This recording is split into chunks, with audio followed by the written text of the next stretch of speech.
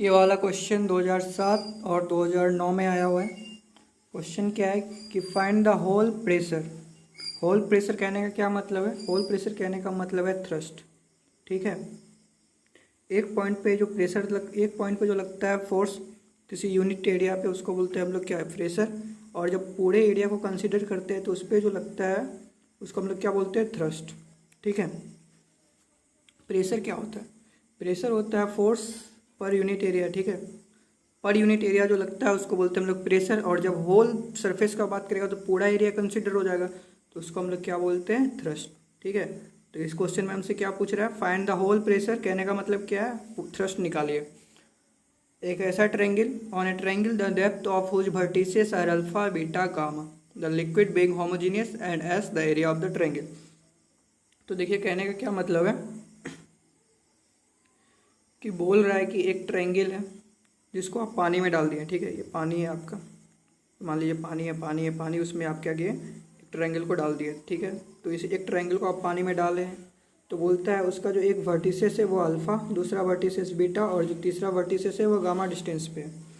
तो आप अब समझिए, जैसे कि अल्फ़ा ऐसा भी हो सकता है कि आपका जो ट्रायंगल है ये 5 मीटर, दूसरा वर्टिसेस 10 मीटर और तीसरा मान लीजिए 15 मीटर नीचे है। ठीक है, कहाँ से नीचे है? फ्री सरफेस से।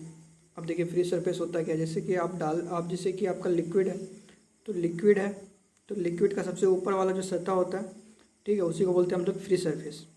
तो जैसे कि ये ट्रायंगल को डाले हैं तो सबसे ऊपर वाला जो सतह है उसको बोलते हैं फ्री सरफेस। तो वहाँ से इसका डेप्थ है कितना? अल्फा। वहाँ से इसका डेप्थ है बीटा और वहाँ से इसका डेप्थ कितना है? गामा है। तो आपको निकालना है क्या कि ये वाला जो आपको ट्रायंगल दिख रहा है, इतना से ये जो ट्रायंगल दिख रहा है आपको, इस पर बताइए कि कितना होल प्रेशर पूछ रहा है, मतलब इस पर बताइए कि आप कितना थ्रस्ट लग रहा है। ठीक है, तो इतना सा जो ट्रायंगल था आप उस पर बताना था कि कितना थ्रस्ट लग रहा है। तो भैया थ्रस्ट का फॉर्मूला क्या होता है? प्रेशर एट सी जी। सी जी मतलब जैसे इसका सेंट्रॉइड होगा कहीं पे, तो जहाँ पे मीडियन इंटरसेक्ट करता है उसी को बोलते हैं सेंट्रॉइड। ठीक है, तो प्रेशर उस पॉइंट पे कितना प्रेशर लग रहा है उसको आप निकाल लीजिए, और पूरा एरिया, इस ट्रायंगल का जितना एरिया है तो उससे मल्टीप्लाई कर दीजिए, वही हो जाएगा मेरा थ्रस्ट। तो भैया देखिए यहाँ पे एरिया आपको दिया हुआ है, एरिया कितना दिया हुआ है? यहाँ पे दिया हुआ है S, the area of the triangle. तो आपको एरिया दिया हुआ है ट्रायंगल का कितना? एस। ठीक है, तो आपको एरिया दे दिया है, ट्रायंगल का डेप्थ दे दिया है वर्टिसेस का। तो ये एकदम आसान प्रॉब्लम है।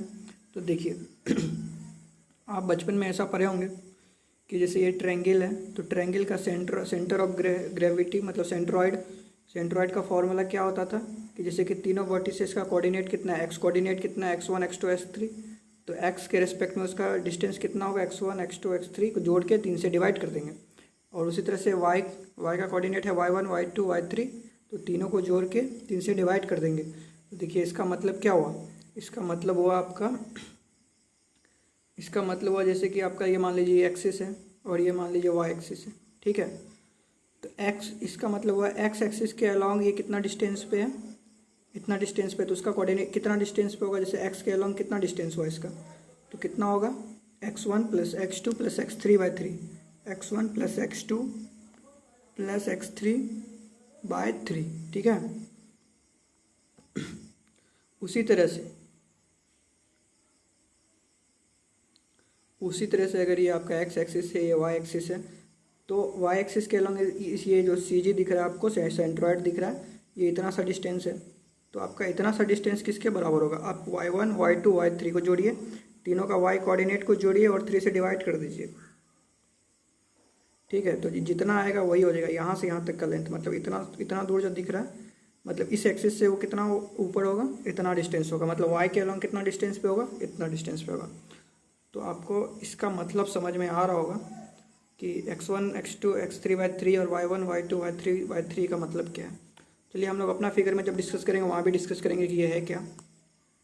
तो जैसे मान लीजिए आप, ये आपका ट्रायंगल है जो इसमें डाला हुआ है। ठीक है, अब मान लीजिए कि इसको आप x एक्सिस और नीचे वाले को मान लीजिए y एक्सिस, ये वाला x नीचे वाला y, तो अल्फ़ा बीटा गामा ये क्या हो गया? इसका y कोऑर्डिनेट हो गया। y के अलॉन्ग जितना डिस्टेंस पे होता है वही कितना हो जाएगा? इसका y कोऑर्डिनेट। तो देखिए आपका y1 हो गया अल्फ़ा y2 हो गया बीटा और y3 क्या हो गया आपका गामा। तो तीनों को जोड़िए और 3 से भैया डिवाइड कीजिए तो आपको पता चल जाएगा कि यहाँ से वो कितना नीचे है, यहाँ से कितना नीचे है पता चल जाएगा आपको। समझे कि नहीं?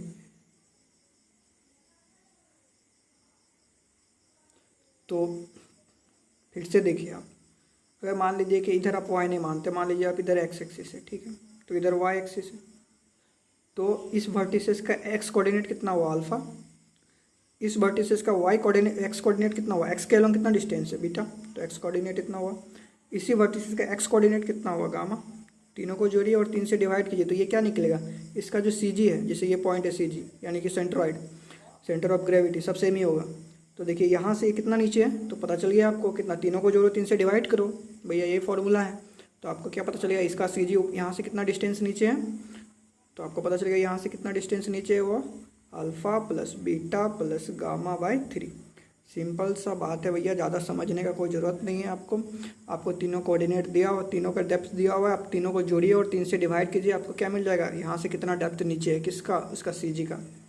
ठीक है, सिंपल भाषा में समझिए, तीनों का डेप्थ दिया हुआ है, आप तीनों को जोड़िए और 3 से डिवाइड कीजिए, आपको पता चलेगा उसका सी जी कितना नीचे है। ठीक है, तो अब देखिए हम लोग सॉल्व करते हैं, जैसे कि आपको पता चल गया कितना नीचे है। अब देखिए, अब सी जी पे यहाँ पे देखिए ये सी जी है, मान लीजिए ये पॉइंट आपका सी जी है, एक ही पॉइंट है ये वाला। ठीक है, तो आपका सी जी पे कितना प्रेशर लग रहा होगा, ये जो आपका पॉइंट है, इस पॉइंट सी जी पे कितना प्रेशर लग रहा होगा। तो प्रेशर का फॉर्मूला क्या होता है, उसका डेंसिटी, तो मान लीजिए इस लिक्विड का डेंसिटी कितना है, रो इंटू जी इंटू हाइट होता है। देखिए जनरल फॉर्मूला ये होता है रो इंटू जी इंटू हाइट। ठीक है, तो मान लीजिए इस लिक्विड का डेंसिटी कितना है, रो। ठीक है, मान लेते हैं हम लोग क्या, इस लिक्विड का डेंसिटी कितना है, रो, और तो जी तो हो गया एक्सेलरेशन ड्यू टू ग्रेविटी। अब देखिए इसका हाइट, सी जी का हाइट कितना हुआ, सी जी का हाइट मतलब क्या, यहाँ से कितना नीचे है, वो तीनों कोऑर्डिनेट को जोड़िए और 3 से डिवाइड कीजिए, वही उसका हाइट हुआ। तो alpha plus beta plus gamma by 3। ठीक है, तो आपको इस पॉइंट का प्रेशर निकल गया। तो फॉर्मूला क्या होता है थ्रस्ट का, इसका एरिया, जो एरिया है, तो एरिया दिया हुआ है एस, और इंटू प्रेशर जो भी निकाले उसको मल्टीप्लाई कर देंगे, वही हो जाएगा आंसर। तो कितना आसान क्वेश्चन है। तो लेट अब देखिए लैंग्वेज में कैसे लिखेंगे, मान लेते हैं कि ABC एक ऐसा ट्रायंगल है जिसको लिक्विड में डालना है, कौन सा लिक्विड, जिसका डेंसिटी कितना है, रो है। ठीक है, let ABC B A triangle immersed in liquid of density rho. मान लेते हैं कि ए का डेप्थ, बी का डेप्थ और सी का डेप्थ कितना है, अल्फा बीटा गामा है, तो वही लिख दिए। तो भैया इसका सी जी का डेप्थ कितना होता है, सिंपल फॉर्मूला है, तीनों डेप्थ को जोड़िए और 3 से डिवाइड कीजिए। कैसे होता है ये फॉर्मूला, कहाँ से आता है, आपको हम दिखा चुके हैं कि जैसे कोऑर्डिनेट ज्योमेट्री में आप पढ़ते थे, सेंट्रॉइड का जो फॉर्मूला होता था वही अप्लाई कर देते हैं हम लोग। ठीक है, जो भी हम दिखाए आपको। तो thrust on the triangle ABC, यही मतलब हुआ कि whole pressure on the area, whole pressure on the triangle. ठीक है, तो उसका एरिया एस दिया हुआ है, क्वेश्चन में दिया हुआ है, बोलिएगा कहाँ दिया हुआ है भैया, यहाँ पे दिया हुआ है, देखिए एस लिखा हुआ है कि नहीं। ठीक, तो आपको पता चल गया कितना एरिया है एस और प्रेशर एट सी जी कितना होता है, प्रेशर का फॉर्मूला होता है रो जी एच, तो रो जी, लेकिन इसका डेप्थ कितना होगा सी जी का, यहाँ पे लिखा हुआ है, फॉर्मूला क्या होता है प्रेशर थ्रस्ट का, एट सी जी, मतलब प्रेशर एट इट सी जी, तो सी जी का डेप्थ से मल्टीप्लाई करेंगे, फॉर्मूला होता था रो जी एच, जहाँ पे एच होता था डेप्थ, जिस पॉइंट पे निकालना है, तो सी जी पे निकालना है, तो सी जी का डेप्थ कितना, तीनों कोऑर्डिनेट को जोड़ के 3 से डिवाइड कीजिए उतना, तो एच की जगह लिख देंगे इतना। तो देखिए आपका आंसर कितना आ गया है 1/3, तो एस का एस, और ये देखिए 1/3 बाहर लिख दिए हम लोग, रो जी एस, और बस ऑर्डर में लिख दिए। आंसर आपका वैसे ये वाला है। ठीक है, तो ये क्वेश्चन बहुत छोटा सा था और यही इसका आंसर है। आप अब पूछिएगा डेप्थ कहाँ से आया, तो भैया इसके लिए ये वाला पॉइंट याद रखिए, आप जो बचपन में या समझिए 9th में भी पढ़े होंगे, 11th में भी पढ़े होंगे कोऑर्डिनेट ज्योमेट्री में, और नहीं पढ़े हो तो जान लीजिए, क्या जान लीजिए कि अगर आपको कोऑर्डिनेट दिया हुआ है x1 y1 x2 y2 x3 y3, तो इसका जो सी जी होता है यानी कि सेंट्रॉइड होता है, उसका फॉर्मूला, वैसे सी जी और सेंट्रॉइड अलग होता है, लेकिन हम लोग जितना भी पढ़ते हैं सब में सेम होता है। सेंट्रॉइड ऑफ द ट्रायंगल कितना हो जाएगा, आप 3 x1 x2 x3 को जोड़िए, मतलब x कोऑर्डिनेट को जोड़ के 3 से डिवाइड कीजिए और y कोऑर्डिनेट को जोड़ के 3 से डिवाइड कीजिए, तो वो क्या पता चल जाएगा, ये x कोऑर्डिनेट आ गया सी जी का x कोऑर्डिनेट आ गया इतना, और सी जी का y कोऑर्डिनेट आ गया इतना। x कोऑर्डिनेट आ गया, इसका मतलब x के अलॉन्ग इतना डिस्टेंस पे है, और y कोऑर्डिनेट आ गया मतलब y के अलॉन्ग उतना डिस्टेंस पे है। ठीक है, तो ऐसे हम सब कुछ समझा चुके हैं, फिर भी लास्ट टाइम कि जैसे कि आप इधर मानिएगा, आप x एक्सिस, इसमें बस यही समझना था कि अगर ये एक्स एक्सिस है, सॉरी मान लीजिए अगर इसको एक्स एक्सिस, इसको वाई एक्सिस, तो एक्स के अलॉन्ग कितना होगा, तो तीनों को ये क्या होगा, एक्स वन का काम करेगा, ये एक्स टू का काम करेगा, ये एक्स थ्री का काम करेगा। तीनों को जोड़िएगा, 3 से डिवाइड कीजिएगा तो इसका एक्स कोऑर्डिनेट आ जाएगा सी जी का, यानी कि इसके अलॉन्ग डिस्टेंस। तो सिंपल सा याद रखिएगा, तीनों को डिस्टेंस को जोड़ के तीनों को मतलब तीनों डेप्थ को जोड़िए, 3 से डिवाइड कीजिए, वही आ गया डेप्थ किसका, सी जी का, फ्री सरफेस से।